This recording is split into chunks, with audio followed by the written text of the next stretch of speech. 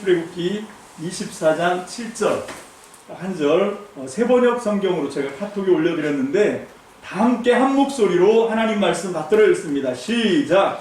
그리고 그가 언약의 책을 들고 백성에게 낭독하니 그들은 주님께서 명하신 모든 말씀을 받들어 지키겠다고 말하였다. 한 번 더. 그리고 그가 언약의 책을 들고 백성에게 낭독하니 그들은 주님께서 명하신 모든 말씀을 받들어 지키겠다고 말하였다. 아멘. 우리 다은이는 내가 손으로 신호를 하면 여기 가서 앉아야 돼. 이따가 알았지? 이렇게 손으로 신호를 하면 가서 앉으세요. 그래서 찬송 몇 장이죠? 545장. 찬송 545장을 말씀 듣다가 중간에 우리 함께 하나님께 찬양을 할 거니까 준비를 하시고 기도하겠습니다.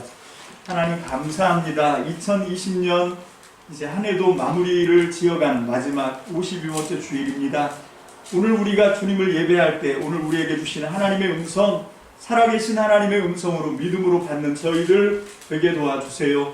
오늘 우리에게 주신 이 언약의 책이라는 말씀을 통해서 하나님 나에게 말씀하시는 하나님의 음성을 들을 수 있도록 오늘 시간 내 안에 성령님 하늘의 지혜와 아버지 계시의 영으로 역사하여 주옵소서. 전폭을 주님께 의지하고 감사드립니다. 예수님의 이름으로 축복하며 기도합니다. 아멘. 할렐루야. 아멘. 지난 시간에는 제가 하나님이 주신 법, 그 법의 개념을 통해서 유럽 사회가 어떻게 변모가 되었고, 그걸 제가 세계 역사를 통해서 설명을 해드렸어요. 근데 어떤 분들은 머리에 쥐가 났다고 그런 얘기를 제가 들었는데, 여러분 우리가 이걸 좀 알아야 됩니다. 여러분 왜 우리가 역사를 공부하냐면 그 역사를 호기심 때문에 아니면 잘난 척 하려고 하는 게 아닙니다. 그 역사를 봐야 오늘까지 어떻게 흘러왔는지를 알고 내가 어떻게 서야 되는지를 압니다. 여러분 지금도 우리에게 주어진 어떤 것들을 물론 정치적으로 보수도 있고 진보도 있지만, 그런데 어떤 분들은 너무 어만툭하게 엉뚱하게 그렇게 자리를 잡는 분들이 계세요. 그것도 예수 믿는 우리 개신교도들 가운데 대표적인 예로, 상징적인 예로 왜 데모를 하는데 미국 국기 성조기를 들고 나가고 이스라엘 국기를 들고 나가고, 그건 뭔가 하면 정말 자기가 누군지를 모른다는 거예요. 자기의 정체성을 모르는 겁니다. 참 너무 안타까운데, 그래서 우리가 나를 알려면, 내가 어떻게 살아갈지의 방향을 가늠하려고 하면 지금까지 우리가 걸어왔던 길을 어떻게 해야 돼요? 돌아봐야 됩니다. 그래서 그 발자취들을 보는 거예요. 그리고 이제 내가 그 발자국들을 봄으로 해서 내가 앞으로 어느 방향으로 어떻게 걸어가야 될지가 딱 보이는 거거든요. 그게 역사를 공부하는 이유라고 저는 생각을 합니다. 그래서 제가 우리가 이 신해산 율법, 이걸 지금 공부를 하고 있거든요. 그래서 그 신해산 율법이 지금까지 약 2000년 동안, 그게 원래는 주어진 게 3,400년 전이니까 그 동안의 세계 역사를 어떻게 판도를 받고 왔는지, 그 유럽의 역사들, 종교개혁뿐만 아니라 그 이후로도 유럽의 모든 나라들이 시민혁명, 자유혁명 이런 것들도 전부 그렇게 신해산 율법으로 정말 이렇게 각성된 하나님의 사람들, 하나님을 믿는 사람들에 의해서 그런 것들이 영향력이 파급됐다라고 하는 걸 우리가 배웠어요. 자, 이제 우리는 아마 다음 시간에 이 신해산 율법이 어디에 있다 그랬지? 오늘 이 언약의 책을 7절에 보니까 모세가 백성들에게 낭독했다 그럽니다. 도대체 뭘 낭독했을까요? 이게 뭔가 하면 출애굽기 20장부터 23장까지 20장, 21장, 22장, 23장 총 4장의 말씀을 낭독한 거예요. 그게 신해산 율법이거든요. 그렇게 학자들은 추정을 합니다. 저도 그렇게 믿고 있고요. 그래서 그 신해산 율법을 낭독했다 그러는데 도대체 그 율법을 우리가 어떻게 이해를 해야 되는가 라고 하는 걸 우리가 지금 살펴보고 있는데, 그러니까 오늘과 다음 시간까지 이 신해산 율법을 공부를 할 겁니다. 그렇다고 그걸 다 배웠다 할 수 있는 건 아니에요. 계속해서 여러분들이 이 말씀을 또 듣고 또 들으면서 그 신해산 율법을 우리가 어떻게 이해할 건가, 이걸 좀 잘 정리를 해야 됩니다. 이게 기초돌의 가장 밑바탕에 있거든요. 자, 하나님, 오늘은 뭘 하냐면 이 시내산 율법을 받을 수 있는 자격, 누가 이 시내산 율법을 지키고 그대로 살아가야 되는 주인공인가, 그걸 지금 배우는 겁니다. 자, 하나님과 계약을 맺은 나라, 이게 이스라엘 백성이에요. 이스라엘 자손. 그래서 그들은 이제 하나님의 나라가 되고 이스라엘, 하나님의 백성이 되었습니다. 자, 여러분, 우리가 모든 나라에는 세 가지가 있다 그래요. 첫 번째 땅, 그 다음에 백성, 그리고 그 다음에는 뭐지?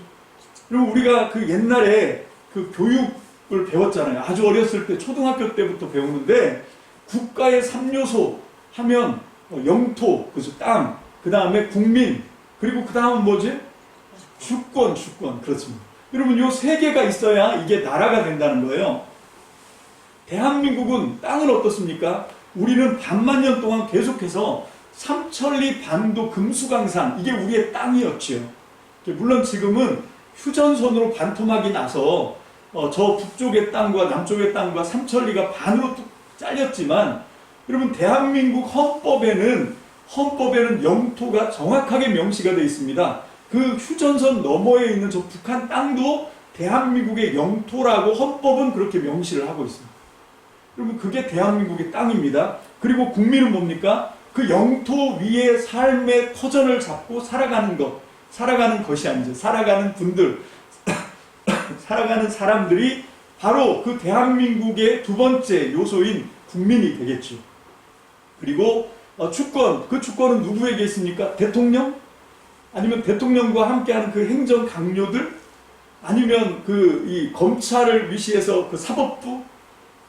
돈 많고 힘 있는 삼성의 이재용 회장 같은 그런 그룹의 회장들, 이런 분들에게 주권이 있나요?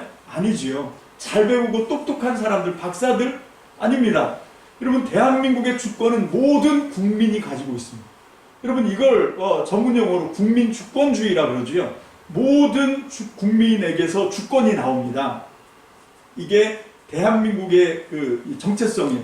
그래서 세 가지, 영토와 국민과 주권, 이렇게 말씀하고 있습니다. 자, 그런데 하나님 나라는 어떨까요? 하나님 나라의 영토, 자, 이제 이게 눈에 보이는 나라가 아닙니다. 세상의 어떤 나라들처럼 이 나라의 영토는 여기부터 여기까지 이렇게 눈에 보여서 이렇게 이렇게 금을 그을 수 있는 그런 영토가 아닌 거지요. 우리 창세기 10, 그렇지만 하나님께서 아브라함에게 맨 처음에 약속하실 때는 세상 나라의 영토처럼 눈에 보이는 땅으로부터 시작을 합니다. 자, 먼저 창세기 12장 1절로 3절 한번 보십니다. 창세기 12장 1절로 3절, 세번역 성경으로 다 함께 받들어 읽겠습니다. 시작. 주님께서 아브라함에게 말씀하셨다. 너는 내가 살고 있는 땅과 내가 난 곳과 너의 아버지의 집을 떠나서 내가 보여주는 땅으로 가거라. 내가 너로 큰 민족이 되게 하고 너에게 복을 주어서 내가 크게 이름을 떨치게 하겠다. 너는 복의 근원이 될 것이다. 너를 축복하는 사람에게는 내가 복을 베풀고 너를 저주하는 사람에게는 내가 저주를 내릴 것이다. 땅에 사는 모든 민족이 너로 말미암아 복을 받을 것이다. 아멘. 자, 이게 하나님이 아브라함과 약속하신 그 약속인데, 하나님 나라 백성으로 살아가는 데 있어서 땅 얘기를 합니다. 근데 그 땅은 어떤 땅인가? 그 1절에서 보니까 그 세번역 성경에서는 보여주는 땅, 거기로 가라는 거예요. 어디서부터 가는 건가 하면 그 개역개정판으로 얘기하면 본토, 친척, 아버지 집을 떠나서 여기서부터 출발하는 겁니다. 지금은 내가 어디 있냐면 세번역 성경으로 보면 내가 지금 태어난 곳, 그리고 내가 지금 눌러서 살고 있는 땅, 그런데 아버지 집에서 떠나서 이제 하나님이 보여주는 땅, 목적지가 거기에요. 자, 그런데 이 하나님이 보여주는 땅이라고 하는 이 단어가, 이 동사가 이 히브리 말로 현재 미완료형입니다. 아직 안 보여준 거예요. 아직 보여주지 않은 땅입니다. 그래서 개역 개정판에는 내가 내게 보여줄 땅, 이렇게 번역을 하고 있고요. 공동 번역에 보면 내가 장차 보여줄 땅이라고 번역을 하고 있습니다. 아직 못 본 겁니다. 자, 이 사건을 우리가 믿음장이라고 그렇게 부르고 있는 히브리서 11장에서 아주 잘 해설해 주고 있어요. 히브리서 11장 8절 세번역 성경으로 다 함께 봅니다. 시작. 아브라함도 믿음이 있었기 때문에 하느님께서 그를 불러 장차 그의 몫으로 물려주실 땅을 향하여 떠나라고 하실 때 그대로 순종했습니다. 사실 그는 자기가 가는 곳이 어떤 곳인지도 모르고 떠났던 것입니다. 아멘. 자, 여기 보면 그걸 잘 설명해 주고 있지요. 고린도후서 5장 7절입니다. 고린도후서 5장 7절 시작. 우리는 믿음으로 살아가지 보는 것으로 살아가지 아니합니다. 자, 지금 이 하나님의 땅에 대한 이야기를 하고 있습니다. 그 하나님의 땅은 보이는 것이 아니라는 거예요. 여러분, 이건 그럼 뭘로 이 하나님의 땅을 정의할 수 있냐면 그게 바로 믿음인데, 믿음은 어떻게 하는 건가 하면 뭘 보고 가는 게 아니었다는 겁니다. 맨 처음부터. 물론 맨 처음에는 그 가나안 땅을, 적과 꿀이 흐르는 땅을 주시겠다고 약속을 하셨지만 그걸 아직 아브라함이 보기 전에, 보지도 않았는데 하나님이 지시하실 곳, 보여주실 곳, 그걸 믿고 가는 거예요. 하나님을 믿는 믿음으로 가는 겁니다. 그러니까 이건 뭐 손에 뭘 쥐고 가는 게 아니라는 거예요. 무슨 땅 문서 이런 거 쥐고 가는 게 아니라는 겁니다. 뭐 그 찬송가 가사처럼 이 눈에 아무 증거 안 보여도, 이 귀에 아무 소리 안 들려도, 무슨 이 눈에는 보기에는 어떠하든지, 그러니까 이게 무슨 얘기인가 하면 내 눈에 보일 때는 안 되는 것처럼 보이고, 실패한 것처럼 보이고, 끝난 것처럼 보이고, 틀린 것처럼 보여도 믿음만 가지고 걸어가는 것, 믿음만 가지고 이미 얻은 증거대로 의심 없이, 내 마음에 의심 없이 살아가는 것, 그때 하나님이 주시는 것, 그것을 믿는 것, 이것이 우리가 살아가는 영원한 땅, 믿음의 땅인 줄로 믿습니다. 이 땅이 있냐는 거예요. 이게 하나님의 이 나라의 백성의 세 가지 요소 중에 하나입니다. 하나님 나라가 이 형성되는 데 있어서 가장 중요한 건 이 믿음이 전제가 돼야 된다는 거예요. 왜? 이게 영토니까. 자, 우리 이 믿음을 우리가 주님 안에서 소망하시기를 주님의 이름으로 축복합니다. 그래서 우리 그런 의미에서 우리 이 찬송 545장 우리 다 함께 한번 찬양해 보겠습니다. 찬송 545장입니다. 오늘 주시는 말씀을, 지금까지 들었던 말씀을 우리가 기억하면서 우리 힘차게 손뼉 치면서 우리 주님을 찬양합니다. 예, 시작하세요.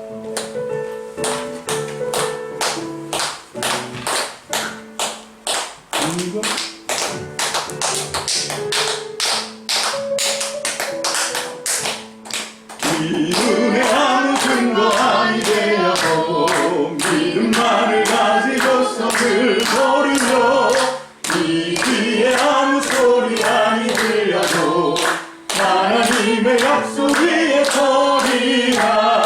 걸어가세 믿음 위에 서서 나가세 의심 버리고, 걸어가세 믿음 위에 서서 눈과 귀에 아무 증거 없어도 이 눈에 보기에는 어떠하든지 이미 얻은 증거대로 늘 믿으며, 이 맘에 의심 없이 살아갈 때에 우리 소원 주 안에서 이루니. 걸어가세 믿음 위에 서서 나가세 의심 버리고, 걸어가세 믿음 위에 서서 눈과 귀에 아무 증거 없어도 주님의 거룩함을 두고 맹세한 주 하나님 아버지는 참 기쁘다. 그 귀한 모든 약속 믿는 자에게 금치 못할 무슨 일이 있을까. 걸어가세 믿음 위에 서서 나가세 의심 버리고, 걸어가세 믿음 위에 서서 눈과 귀에 아무 증거 없어도. 할렐루야. 아멘. 수고했습니다. 자, 여러분, 성경 전체를 보면 성경에서는 이 땅에 대한 약속이 여러 군데 나와요. 그 중에 첫 번째가 창세기 13장 14절로 15절인데요. 우리 함께 받들어 읽어봅시다. 시작. 롯이 아브라함을 떠나간 뒤에 주님께서 아브라함에게 말씀하셨다. 너 있는 곳에서 눈을 크게 뜨고 북쪽과 남쪽, 동쪽과 서쪽을 보아라. 내 눈에 보이는 이 모든 땅을 내가 너와 내 자손에게 아주 주겠다. 자, 이 상황이 어떤 상황인가 하면 이집트에 잠깐 있다가 나오는 길에 이집트에서 이 축복을 받지요. 아브라함 때문이 아니라 아브라함의 아내 사레 때문에 하나님이 사레를 도와주셔서 그 아브라함의 이집트에서 그 왕 파라오에게 하나님의 사심이 나타난 거예요. 그래서 오히려 이집트 왕 파라오가 아브라함을 고소해야 마땅한데 그렇게 하지 않고 오히려 이 은과 금과 그리고 소와 양과 이런 걸로 아주 풍성하게 줍니다. 그래서 오히려 복을 받고 나올 때 들어갈 때보다 훨씬 더 많은 소떼, 양떼 이런 걸 얻게 됐어요. 그때 늘 조카 롯이 아브라함에 탁 붙어서 함께 다녔기 때문에 조카 롯도 이제 부자가 된 거죠. 그러다 보니까 문제가 생겼습니다. 가나안 땅에 다시 올라왔는데 그 풀이 그 소와 양을 먹일 풀이 쭉 작은 거예요. 그래서 어쩔 수 없이 이제 갈라서야 됩니다. 왜냐하면 목자들끼리 서로 싸우니까. 그래서 아브라함이 먼저 조카 롯을 찾아가서 우리가 함께 살아가기가 이 땅이 견디지를 못하니까 네가 먼저 가고 싶은 데를 결정해라. 우리 이제 서로 분가해서 살자. 그러고 했더니 이 조카 롯이 염치가 없이 지가 좋은 땅을 홀딱 다 차지하는 거예요. 소돔과 고모라. 그때 하나님의 저주를 받기 전에 그 땅이 제일 좋았거든요. 그때 이 아저씨가 아니죠. 이 큰아빠 아브라함의 마음이 얼마나 무너졌겠습니까? 하나님이 나한테 땅을 주시겠다고 약속했는데 이 조카가 가로채기 한 것 같은 거예요. 그래서 이게 눈에 보기에는 진짜 보여지는 대로 보면 내가 실패한 것 같고 내가 잃어버린 것 같고 틀린 것 같고 잘못한 것 같고 막 그런 마음이 들었을 때 하나님이 찾아오신 거예요. 그리고 말씀하시길 눈을 들어라. 그리고 네가 쳐다보는 모든 사방 땅 내가 너한테 아주 줄게. 이렇게 말씀하시는 겁니다. 자, 이 약속부터 시작해서 나중에는 이스라엘이 나라가 다 망하고 바벨론으로 포로로 끌려갔을 때도 하나님께서는 이사야 선지자 그리고 에스겔 선지자를 통해서 하나님께서 주실 땅에 대한 이 땅에 대한 말씀 약속을 계속해주고 있는 것을 우리가 예언서들을 통해서 알아볼 수가 있습니다. 그렇게 하다가 이제 성경의 맨 마지막 책 요한계시록에 가면 드디어 등장하는 게 뭐냐면 새 하늘 새 땅에 대한 약속이에요. 하나님께서 우리에게 주신 요거를 신천지가 갖다 도용한 겁니다. 신천 신지 이게 새 하늘 새 땅 요게 이제 하나님이 우리한테 주시는 그 땅인데 근데 이 땅은 눈에 보이는 세상 나라들처럼 눈에 보이는 땅이 아니라는 겁니다. 그 새하늘 새 땅이. 자, 요한복음 18장 36절 그걸 보면 우리가 잘 알 수가 있는데 요한복음 18장 36절입니다. 다 함께 읽습니다. 시작. 예수께서 대답하셨다. 내 나라는 이 세상에 속한 것이 아니요 나의 나라가 세상에 속한 것이라면 나의 부하들이 싸워서 나를 유대 사람들의 손에 넘어가지 않게 하였을 것이요 그러나 사실로 내 나라는 이 세상에 속한 것이 아니요.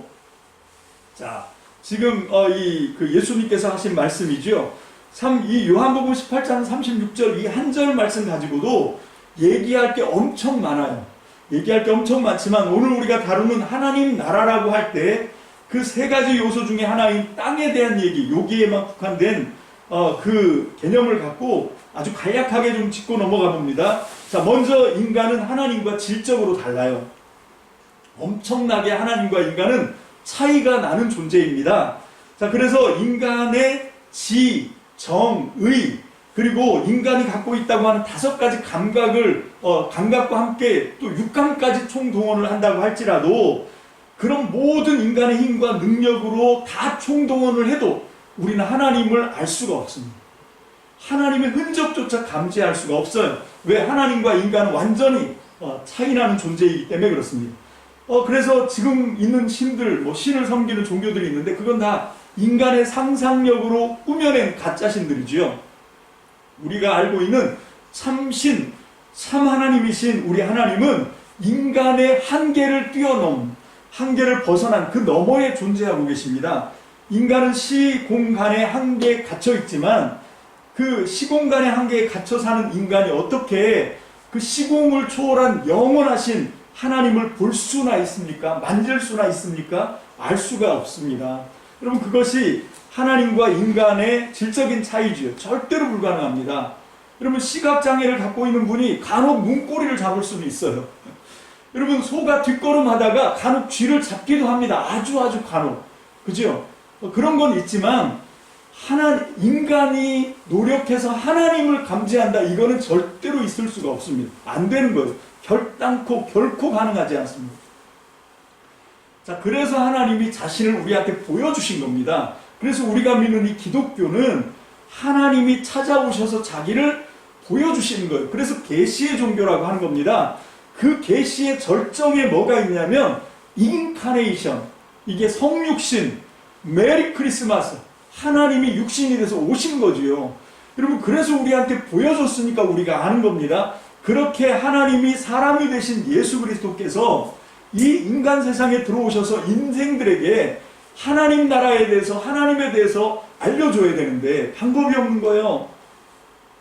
그래서 예수님은 비유가 아니면 말씀하지 않았다라고 하는 얘기가 그런 겁니다. 왜? 하늘나라는, 하나님은 인간이 갖고 있는, 인간이 알고 있는 어떤 걸로도 이게 설명하기가 불가능한 거거든요. 그래서 예수님께서는 비유를 들어서 이 개념을 인간들이 이해하도록 이렇게 비유로서 설명을 하시게 됐다라고 하는 것입니다. 자, 그게 마태복음 13장 13절의 말씀입니다. 마태복음 13장 13절 다 함께 봅니다. 시작. 내가 그들에게 비유로 말하는 이유는 그들이 보아도 보지 못하고 들어도 듣지 못하고 깨닫지도 못하기 때문이다. 34절 35절 시작. 예수께서 이 모든 것을 우리에게 비유로 말씀하시고 비유가 아니면 아무것도 말씀하지 아니하셨으니 이는 선지자를 통하여 말씀하신 바 내가 입을 열어 비유로 말하고 창세부터 감추인 것들을 드러내리라 함을 이루려 하시니라. 아멘. 자, 여러분, 이게 이 하나님의 나라인데, 하나님의 나라의 첫 번째 요소인 땅에 대한 이야기입니다. 그러니까 그 땅을 자꾸 사람들이 생각하는 개념으로 끌어내려서, 그래서 이해하려고 하면 헛다리 짚는 거다라고 하는 것입니다.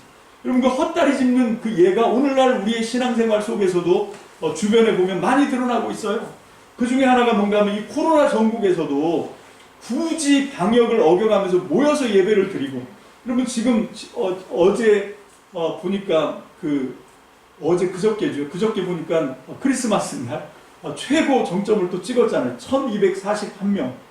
이게 1300인가요? 이제 헷갈리네. 정말 엄청나게 많은 숫자가 이 확진자로 나왔거든요. 근데 더 안타까운 건 그 확진자의 절반 이상이 교회에서 쏟아지고 있어요. 그러면 이 교회들이 계속 이 비대면으로 드려라라고 얘기를 해도 자꾸 모여서 예배를 드리고 그런 일들을 하고 있습니다. 왜 그런가 하면 그렇게 하는 게 자기들 생각에는 믿음대로 사는 것이다 라고 생각을 하는데, 제가 볼 때는 하나님을 안 믿는 거라고 생각을 하는 거죠. 여러분, 우리가 그 하나님이 정말로 우리와 함께 하시고 그 하나님에 대한 약속을 우리가 믿는다고 하면, 여러분, 정말 우리가 하나님을 믿는 그 믿음으로 우리가 좀 이런 어려운 때일수록 좀 우리가 잠잠하고 있을 수 없나요? 여러분, 우리가 왜 그렇게 하냐면 못 믿는 거예요. 뭔가라도 뭐 해야 된다고 생각을 하는 거죠.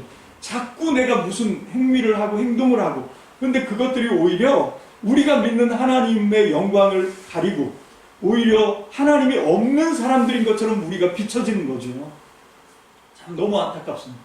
그럼 마틴 루터가 종교개혁을 할 때 그의 아내가 같은 마틴 루터는 신부였고 그의 아내 수산나는 그 수녀였었습니다, 원래.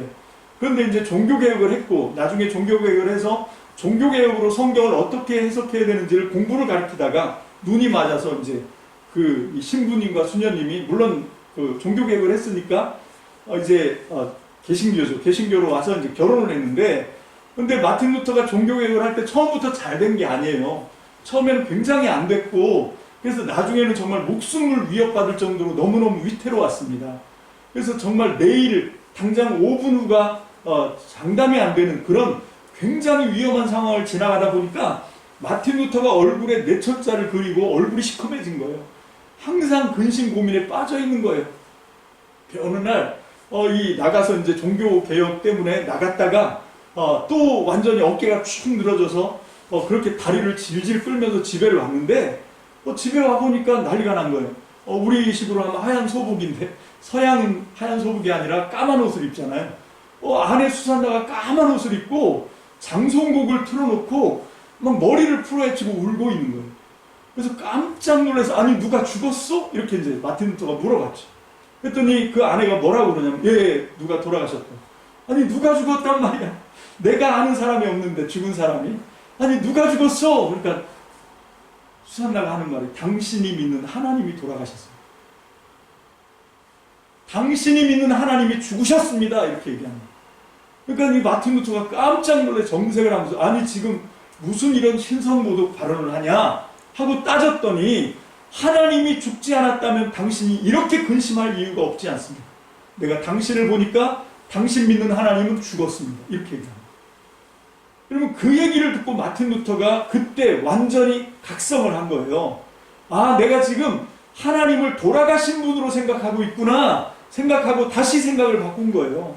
여러분 눈에 보여지는 것 그것을 따라가지 마십시오. 아까 우리 찬양한 것처럼 보이지 않지만 여러분 오히려 눈에 보이는 건 안 되는 것처럼 보이지만 정말 실패한 것처럼 보이지만 끝난 것처럼 보이지만 우리 하나님은 무에서 유를 창조하시고 불가능을 가능케 하시는 전능하신 하나님이라고 믿으십니까? 아멘. 그렇다면 그 하나님을 믿고 전진하십시오. 여러분 하나님을 믿고 지금 우리가 처신을 해야 됩니다. 여러분 그렇게 할 때 하나님이 우리를 통해서 하나님의 새로운 역사를 만들어 가실 줄로 믿습니다. 아멘. 그게 하나님 나라의 첫 번째 요소인 영토예요. 땅. 근데 오늘날 우리가 살고 있는 하나님 나라의 땅이 너무 간당간당합니다. 여러분 정말 여러분들은 하나님 보이지 않는 세상 나라, 이 눈에 보이는 세상 나라의 땅이 아니라 보이지 않지만 영원히 그리고 안전한 땅, 하나님 나라의 땅에 서 있습니까? 그럼 그게 뭐냐면 믿음이라는 거예요. 믿음. 우리의 믿음이 눈에 보여지는 것, 되어지는 환경에 따라서 간당간당하고 막 우물쭈물하고 왔다 갔다 하고 그건 믿음이 아니에요. 눈에 보이는 것이 아니라 보이지 않지만 아브라함이 그렇게 했던 것처럼 믿음의 사람들이 그렇게 했던 것처럼 우리에게도 이 하나님의 나라 땅 믿음이 주어지게 되시기를 주님의 이름으로 축복합니다. 아멘. 자, 그 다음으로 두 번째 하나님 나라의 두 번째 요소 이게 뭡니까? 국민입니다. 국민. 사실 이 개념은 첫 번째와도 겹치고 세 번째와도 겹칩니다. 여러분 세 번째가 뭐냐면 하나님 나라 주권을 인정하는 거잖아요. 하나님을 왕으로 하나님을 주인으로 그렇게 생각만 하는 사람은 이 하나님 나라 백성이 아닙니다. 여러분 머릿속으로는 개념으로는 그래 하나님이 주인이야 하나님이 왕이셔 그렇게 믿는다고 하면서 실제 자기의 삶의 자리로 가면 매 순간순간마다 하나님의 뜻을 붙쫓아 살아가는 사람이 아니라 자기 마음대로 자기 뜻대로 그렇게 살아가는 사람이 무슨 하나님의 백성입니까? 여전히 자기가 주인이고 여전히 자기가 왕인 사람 자기 뜻이 절대적 기준이어서 모든 일을 자기 입맛에 따라 사는 사람은 그 사람이 아무리 어렸을 때부터 죽을 때까지 종교적인 행위를 빠짐없이 하고 주일 다 지키고 새벽 기도하고 별짓을 다 해도 그 사람은 하나님 나라 백성이 아닙니다. 미안하지만 정말 내가 하나님의 나라 백성이 되려면 어떻게 해야 됩니까? 오늘 본문의 말씀대로 하면 여러분 본문 7절에서 모세가 이스라엘 자손에게 하나님 나라 법, 율법의 말씀, 언약의 책의 말씀을 읽어줍니다. 낭독해서 들려줬어요. 그 말을 듣고 이 사람들이 뭐라고 그럽니까? 주님께서 명하신 모든 말씀을 받들어 지키겠나이다. 여러분 이게 하나님 나라 백성인 거예요. 여러분 이 사람이 비로소 신의 산 율법을 이제 들을 수 있는 자격이 있는 거지요. 아무에게나 주시는 말씀이 아닙니다. 정말로 내가 이제 하나님 나라 백성이 되어야 되는데 그 하나님 나라 백성의 기준은 뭔가 하면 아는 것으로 끝나는 게 아니라는 거예요. 그 하나님이 오셔서 들려주시는 하나님의 말씀, 그 입에서 떨어지는 하나님의 말씀에 그것이 나한테 이롭든 불리하든 떠나서 나는 그 하나님의 뜻에 무조건 순종하고 살아가겠습니다 라고 결단만 하는 것이 아니라 그 뜻대로 순종하고 때로는 억울하고 때로는 손해보고 때로는 목숨의 위협이 와도 하나님의 뜻대로 그 뜻에 붙들려 따라가는 사람 이게 진짜 하나님 나라 백성입니다. 여러분 저는 여러분들이 하나님 나라 백성이 되시기를 주님의 이름으로 축복합니다. 축복합니다. 아멘.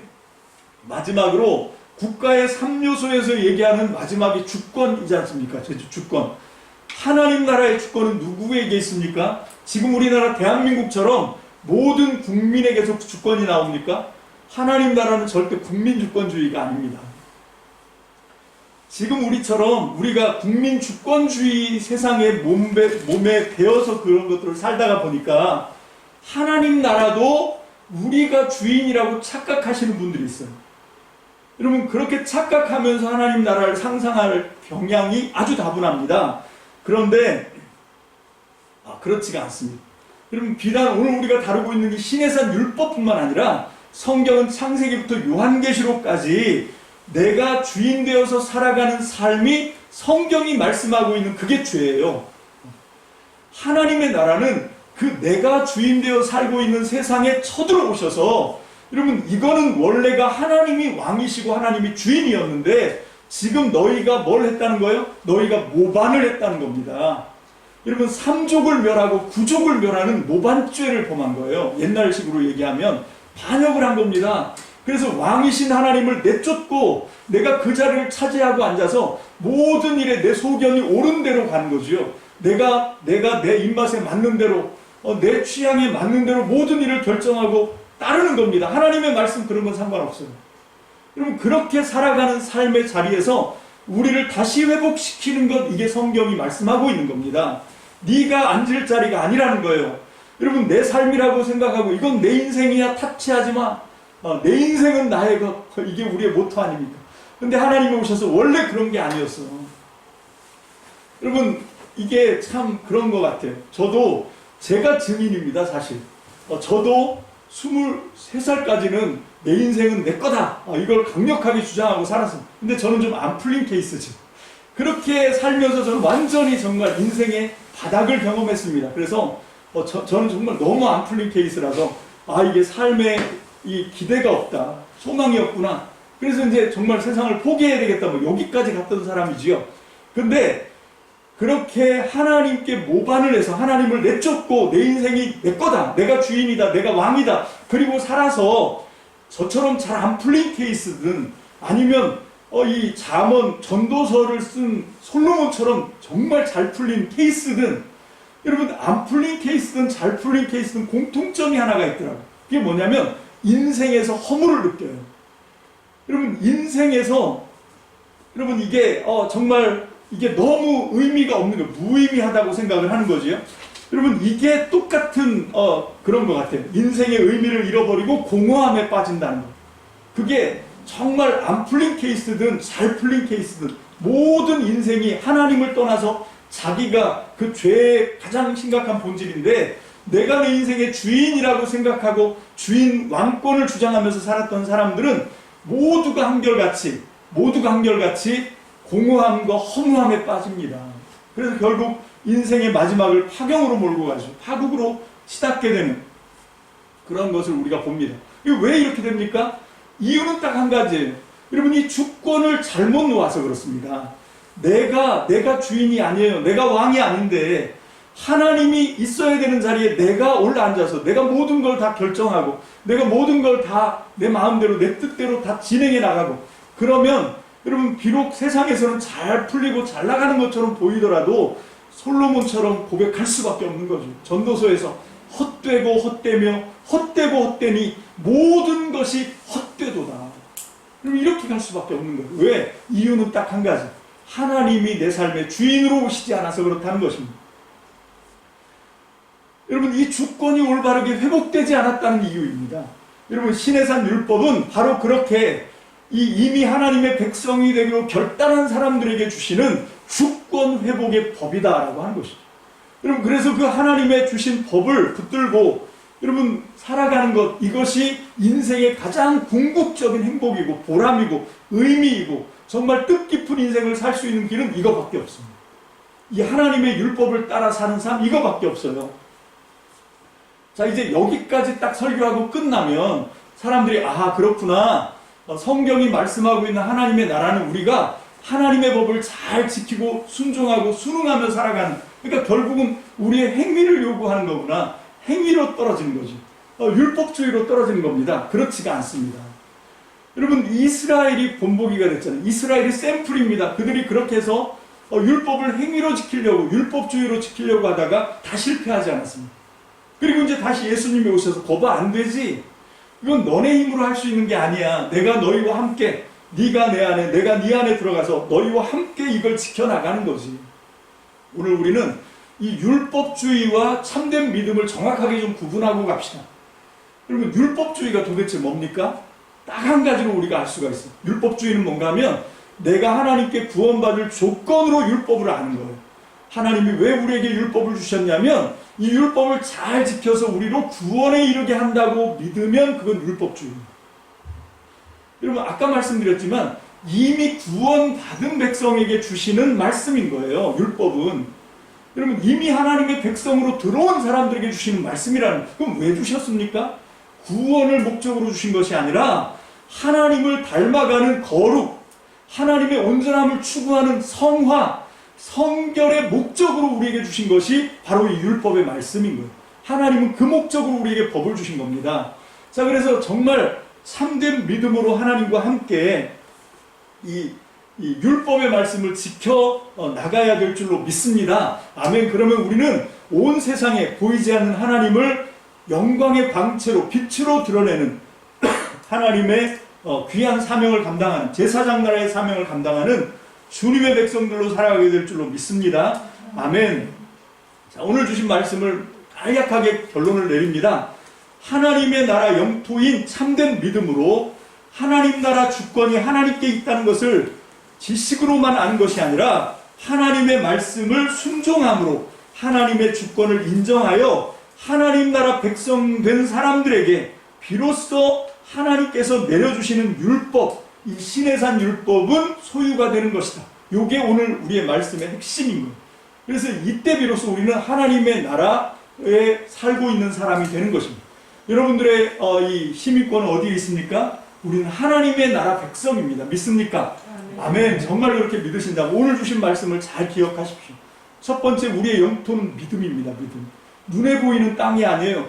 보이지 않지만 하나님의 약속을 붙들고, 할렐루야, 아멘, 믿음으로 전진하시길 주의 이름으로 축복합니다. 아멘. 그리고 하나님의 주권, 하나님이 나의 왕이시다, 하나님이 나의 주인이시다. 여러분, 이건 그냥 입으로 연불처럼 외우는 게 아니라, 주문처럼 외우는 게 아니라 어떻게 하는 거라고요? 하나님의 법을 따라 살아가는 거예요. 하나님의 말씀에 순종하고 살아가는 겁니다. 그래서 나한테 이루어온 게 아니라 내가 보여주는 하나님이 좀 이루어져야 돼요. 이게 방송으로 나가서 좀 이런 얘기 하면 좀 그런데, 어떤 분이 뭐 페북이나 이런 SNS 같은 데다가 그런, 물론 자기 믿음의 소망이겠죠, 뭐 이렇게 올려놔요. 그런 뭐죠? 자기가 믿음으로 추구하고 싶은 그런 걸 올려놓는데, 미안하게도 문제는 뭔가 하면 제가 그 사람을 잘 알아요. 그 사람의 삶이 거기에 도저히 미치질 않는 거예요. 근데 이 사람은 뭘로 그걸 올려놨을까? 제가 고민을 하게 되는 거죠. 여러분, 삭개오라고 하는 이름이 청결한 자 아닙니까? 근데 이 사람은 예수님을 만났을 때 죄인 중에 괴수였어요. 세리 중에 대장, 세리장이었습니다.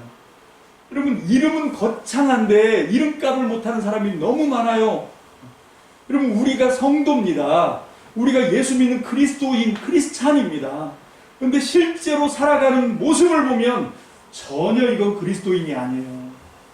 어떤 교회는 사람, 제일, 교회, 좋은 말이란 좋은 말은 다 갖다 붙여놨는데, 그 교회를 방역 본부에서 그 교회를 가서 들어가 보니까 화염병부터 시작해서 막 가짜 뭐 이런 거, 뭐 팜플렛, 이건 정말, 이건 아니지요.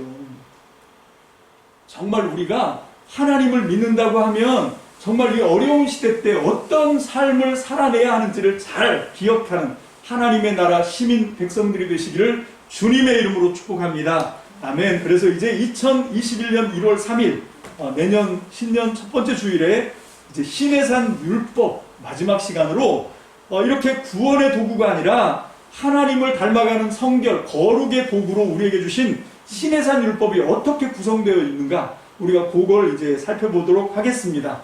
기도하겠습니다. 할렐루야. 살아계신 주님 감사합니다. 오늘 우리가 이 시내산 율법을 수여받는 자격이 누구에게 있는지를 우리가 말씀을 통해서 배웠습니다. 하나님, 이 신해산 율법뿐만 아니라 하나님의 말씀으로 성령으로 감동으로 기록된 모든 성경의 말씀이 바로 이미 구원 얻은 하나님의 백성들에게 하나님을 닮아 그 형상이 온전해지고 하나님의 거룩, 하나님의 완전을 드러내기 위해서 하나님이 우리에게 주신 것이 말씀인 것을 다시 한번 각인하게 도와주옵소서.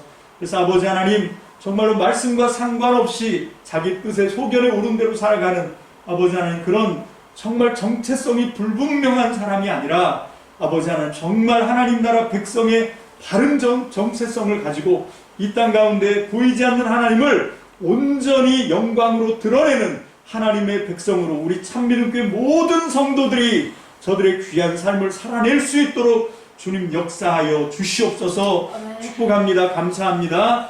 예수님의 이름으로 축복하며 기도합니다. 아멘. 찬송 301장 찬양 드리시고 우리 축도로 예배를 폐하도록 하겠습니다. 찬송 301장입니다.